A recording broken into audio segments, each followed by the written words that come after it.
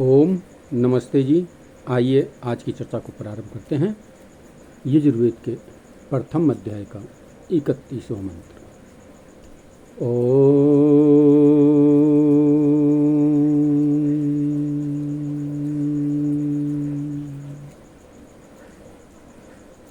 सवितुस्त्वा परसवा उत्पुन्नाम्य छिद्रेण पवित्रेण सूर्यस्य रश्मिभिः। सवितुर्वः परसवा उत्पुन्नाम्य छिद्रेण पवित्रेण सूर्यस्य रश्मिभिः।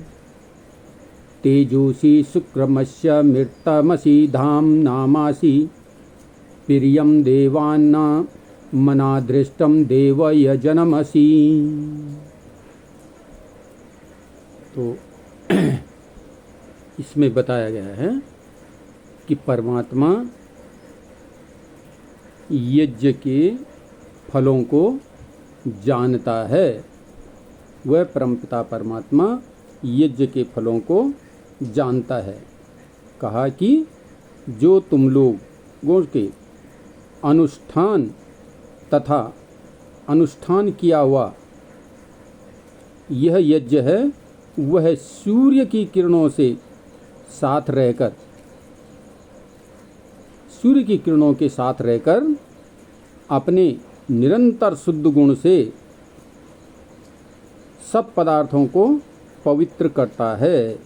जो भी यज्ञ का अनुष्ठान किया जाता है, कहते हैं वह सूर्य की किरणों के साथ रहकर, ये सूर्य की जो किरणें पृथ्वी पर पड़ती हैं, इन किरणों के साथ रहकर अपने निरंतर शुद्ध गुण से सब पदार्थों को पवित्र करता है। और सूर्य की रश्मि किरणें जो है निरंतर शुद्ध पवित्र हैं और वो अपने साथ रहने वाले को भी पवित्र कर देती है। तो यज्ञ में जो भी हम यज्ञ आहुतियाँ डालते हैं, वो सूर्य की किरणों के साथ रहकर आकाश मार्ग में भ्रमण करते हुए सूर्य की किरणों के साथ रहकर पवित्र हो जाती हैं और पवित्र करता है, तथा वह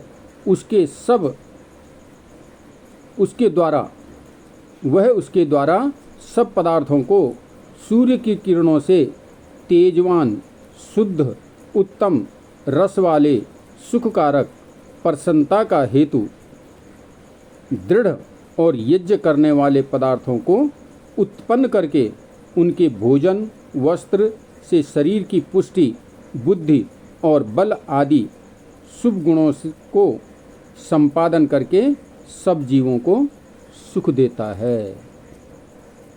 तो कितनी बढ़िया बात इसमें बताई गई है कि वह परमपिता परमात्मा यज्ञ के विधानों को जानता है।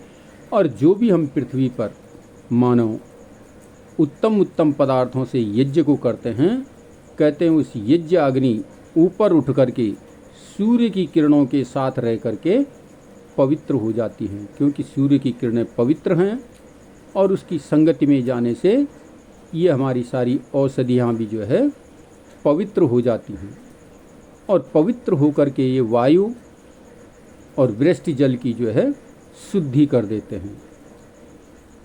और इनकी शुद्धता से पृथ्वी पर नाना प्रकार की अन्न औषधियाँ उत्पन्न होकर के जो मनुष्य आदि प्राणियों के शरीर की इष्ट पुष्ट को करने वाले होते हैं, स्वस्थ और निरोग बनाने वाले होते हैं।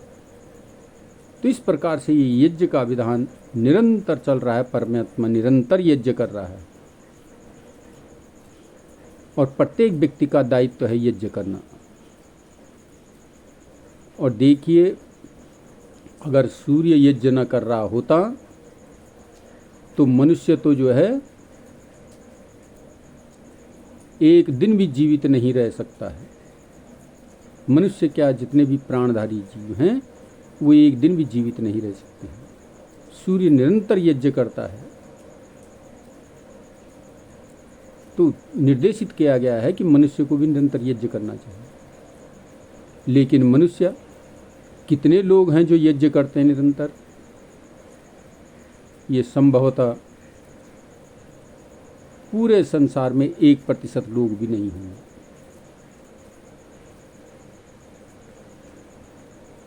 और यदि सूर्य यज्ञ न कर रहा होता, सूर्य की रश्मि किरणें इस वायुमंडल को शुद्ध और पवित्र न कर रही होती, तो कहा कि मनुष्य एक दिन भी जीवित नहीं रह सकता है।